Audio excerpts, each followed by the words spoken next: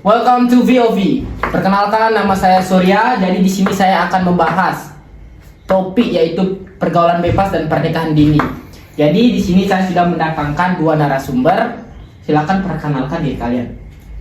Perkenalkan, nama saya Juli. Perkenalkan, nama saya Wahyu.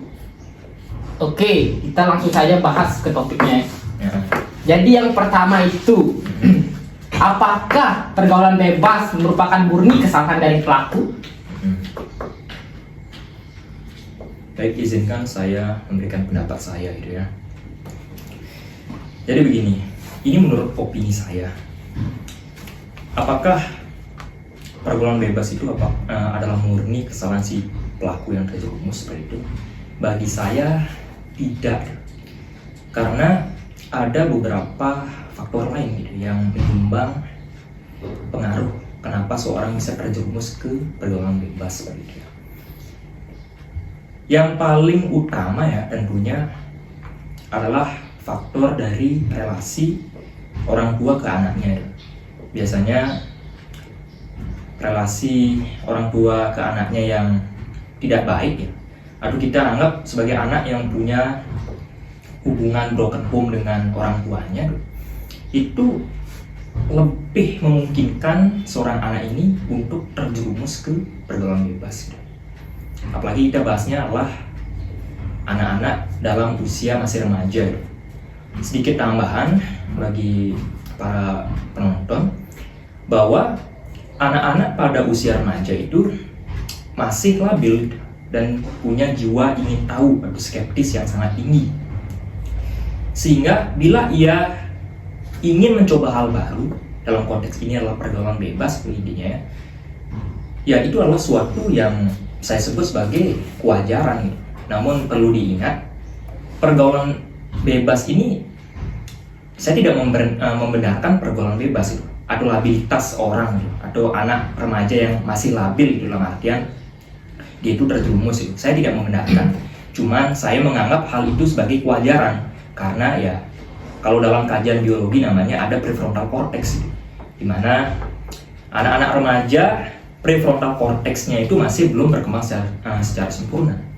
Prefrontal cortex ini bagian otak yang berfungsi untuk mengatur hal-hal kognitif seperti mengambil keputusan, menimbang baik buruk, benar salah, berlogika dan lain sebagainya gitu.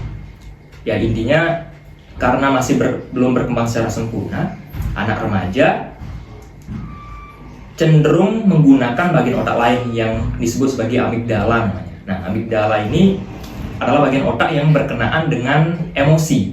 Nah, seperti itu. Sehingga tak salah kalau remaja lebih cenderung labil dalam mengambil keputusan. Labil dalam artian impulsif atau seenaknya aja seperti itu. Jadi bagi saya, to the point saja, intinya bukan murni kesalahan si pelaku yang terjerumus itu, karena banyak variabel lain yang menentukannya juga gitu. Terlepas dari faktor-faktor lainnya seperti mungkin tidak kuat iman ataupun jauh dari agama dan sebagainya. Itu kan kalau kita kaitkan lagi, kalau tidak kuat iman alias self controlnya itu masih rendah, kan kembali lagi karena anak remaja ini masih dalam kategori labil seperti itu. Sehingga ya bagi saya ya wajar saja kalau anak remaja seperti itu. Cuma saya nggak membenarkan bahwa perilaku labil itu adalah perilaku yang baik seperti itu. Jadi sudah sepatutnya ya anak remaja harus sadar diri bahwa dia itu masih dalam keadaan yang labil, sehingga ya harus membenahi diri, terus improvisasi dulu intinya. Ya intinya banyak faktor juga yang menentukan itu. Itu yang bisa saya sampaikan. Mungkin ada nama dari Wahyu, silakan. Baik, dari penjelasan Juli tadi itu sudah sangatlah jelas sekali menurut saya. Dan untuk faktor yang menyebabkan lagi, yaitu faktor dari sosial media, di mana sosial media ini semakin hari, semakin berbulan-bulan, semakin bertahun-tahun, nantinya akan berkembang pesat dengan tidak membuat sebuah aturan, membuat sebuah privasi yang nantinya tidak menyebarkan suatu hal-hal yang negatif yang nantinya dilihat oleh anak-anak remaja yang di bawah umur. Jadi itu adalah faktor yang paling memungkinkan menurut saya, karena faktor ini juga berkembangnya sangatlah luas di seluruh dunia. Itu saja. Lanjut ke pertanyaan selanjutnya, apakah pergaulan bebas ada hubungannya dengan hubungan toksik? Baik, izinkan saya menjawab. Ini adalah pertanyaan yang sangat bagus bagi saya gitu ya. Jadi begini, mereka berdua bagi saya mirip, cuman tidak sama sebenarnya. Ada hubungan di antara mereka berdua, antara pergaulan bebas dengan hubungan toksik. Nah, apa sih bedanya? Ini menurut saya ya. Kalau mungkin di internet atau lain-lain bisalah kalian menafsirkan sendiri seperti itu, apa pandangan kalian. Tapi menurut saya yang pasti mereka itu berbeda. Apa perbedaannya? To the point saja. Jadi kalau pergaulan bebas yaitu hubungan antara kedua belah pihak atau individu-individu yang bergaul itu ya setara, alias tidak terjadi perbedaan status sosial, tidak ada penindasan, itulah istilahnya kalau pergaulan bebas, alias hubungan mereka itu setara, walaupun saling menjatuhkan, istilahnya saling merugikan gitu. Mungkin terjerumus ke nafsa, pornografi ataupun tawuran, tapi tetap kalau pergaulan bebas ya mereka ya setara seperti itu. Kalau hubungan toksik ya ini sudah sering kita dengar ya.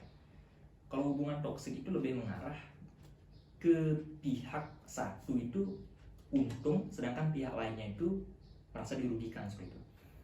Alias ada perbedaan strata di sana, perbedaan posisi, perbedaan status seperti itu. Mungkin seperti ada penindasan antara pihak yang kuat terhadap pihak yang lemah seperti itu. Mungkin kalau saya simpulkan saja ya, kalau hubungan toksik ini lebih mengarah ke arah perundungan atau pembulian seperti itu. Sedangkan kalau pergaulan bebas ini mereka setara, cuman lebih ke arah pengaruh negatif, mungkin ke pornografi, nafsa, bisa jadi alkohol ya, ikut merokok, perjudian bisa jadi, kenakalan remaja seperti tawuran dan lain sebagainya seperti itu. Cuman yang pasti mereka setara. Cuman di sini saya ingin mendisklaimer bahwa dalam pergaulan bebas bisa jadi ada perundungan yang terjadi, pasti itu kan, karena kan pergaulan bebas pasti kan pengaruhnya udah negatif seperti itu. Pasti dalam pergaulan bebas ini bisa jadi memungkinkan terjadinya hubungan toksik seperti itu.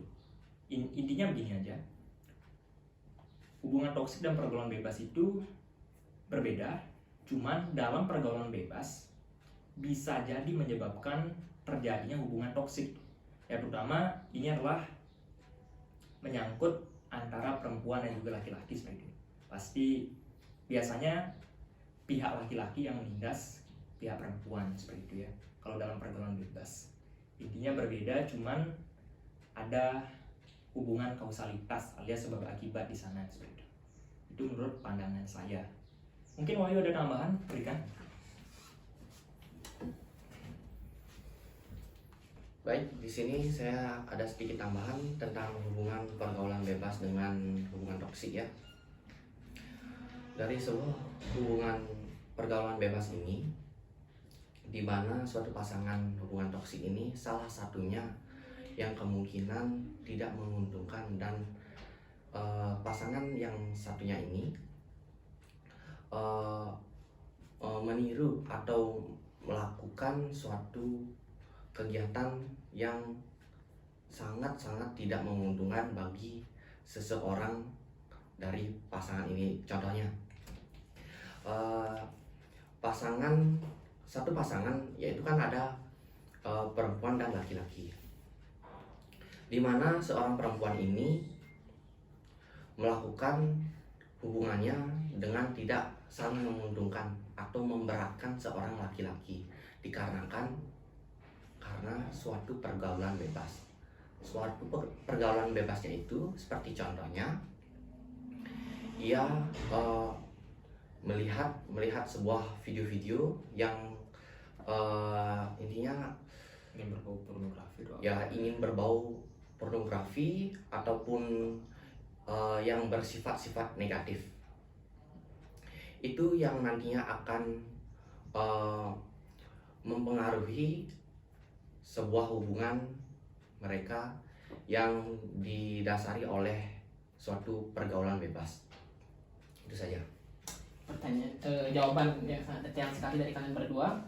Bagaimana solusi untuk anak yang sudah terjerumus ke pergaulan bebas?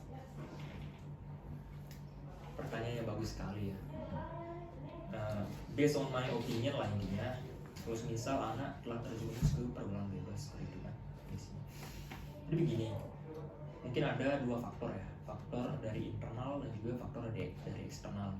Paling bagus itu faktor dari internal gitu. Kalau misal seorang remaja itu telah menyadari dirinya kalau dia itu terjerumus ke pergaulan bebas gitu, otomatis kan dalam dirinya itu udah ada niatan untuk keluar seperti itu, bagus sekali gitu.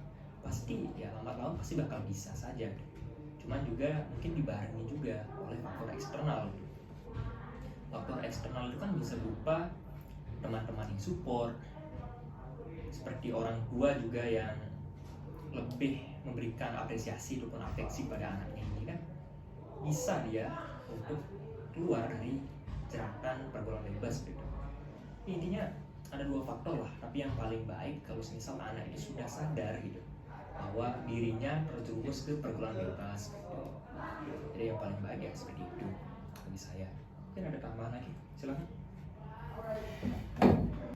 Baik, solusi saya yaitu kita laporkan saja ke hukum agar hukum nantinya menindaklanjuti lebih baik lagi. Terima kasih. Selanjutnya coba dong berikan pesan untuk para penonton dari kalian. Baik, ada pesan yang ingin saya sampaikan pada para penonton terkait dengan topik ini gitu ya, yang sangat krusial bagi para remaja. Jadi begini, bergaulah dengan siapa saja, cuman kita harus bisa memilah dan memilih dampaknya seperti itu. Jika semisal kita bergaul dan lebih banyak dampak buruknya, ya usahakan jangan masukkan dampak buruknya seperti itu. Kita harus bisa memilah dan memilihnya.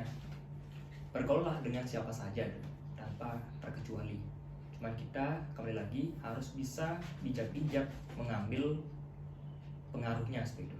Jangan sampai kita memasukkan pengaruh negatifnya, supaya kita jadi remaja yang baik. Ya karena kembali lagi bahwa sebenarnya pergaulan bebas juga memiliki beberapa manfaat, terutama ke cara kita dalam bersosial lebih baik lagi, dan cara kita dalam menilai seorang menjadi lebih menghargai perbedaan seperti itu ya. Jadi intinya dunia tidak hanya tersusun atas warna hitam dan putih saja, dunia itu tersusun atas banyak warna. Bahkan pergaulan bebas pun memiliki manfaat. Baik, intinya janganlah mengikuti isi pikiran, tetapi ikutilah isi hati Anda. Terima kasih. Oke, berarti kita jadi manusia harus pintar-pintar memilih ya. Hal memilih positif dan positif. hal negatif, Ya, memilahnya. ya. Jadi sekian podcast kita. Kita tutup dengan see you next time. See you next time. Goodbye.